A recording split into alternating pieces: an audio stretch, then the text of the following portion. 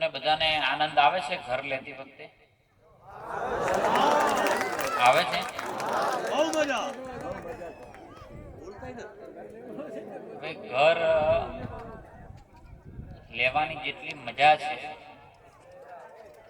એટલી ઘરને ફાળવવા માટે ખૂબ પીડાઓ થાય છે, અને પીડાઓ સહન કરતા કરતા કરતા કરતા અનેક આગેવાનોએ, અનેક અધિકારીઓએ, અનેક સંસ્થાના સદસ્યોએ આ 94 ઘરને આપવા માટે અનેક મહેનતો, અનેક તકલીફો, અનેક તડકો બધું જોયા પછી આજે આનંદના સ્વરૂપે આજે આપણે ભેગા થયા છે.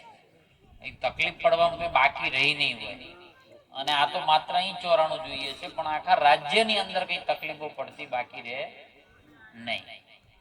મને યાદ છે ત્યાં સુધી હું નગરપાલિકાનો પ્રમુખ હતો, અને બનાસકાંઠાના વિચરતા સમુદાયને કંઈ પણ બાબતો આવે તો હું કોઈ અધિકારીને ફોન કરતો, ત્યારે મને હજી એક સુધી યાદ છે મને કે એમને જગ્યા આપવાનું નક્કી થઈ જાય કે આપવાની છે.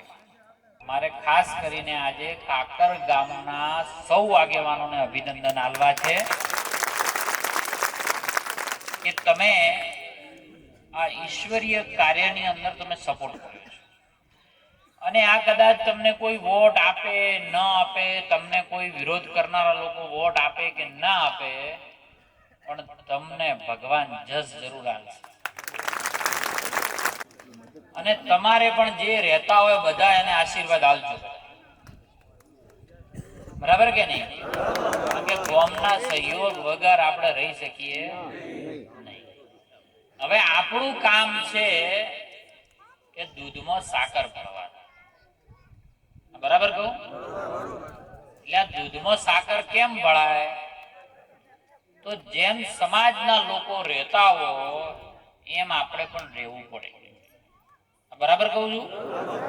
બરાબર કે નહીં?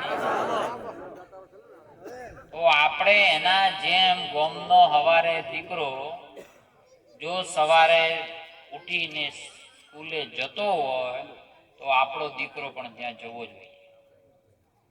ગામની દીકરી જો સવારે ઉઠીને સ્કૂલે જતી હોય તો આપણી દીકરી પણ સ્કૂલે જવી જોઈએ. જો ગામનો દીકરા દીકરી કે વડીલ સવારે ઉઠીને મંદિરે જતા હોય તો આપણે પણ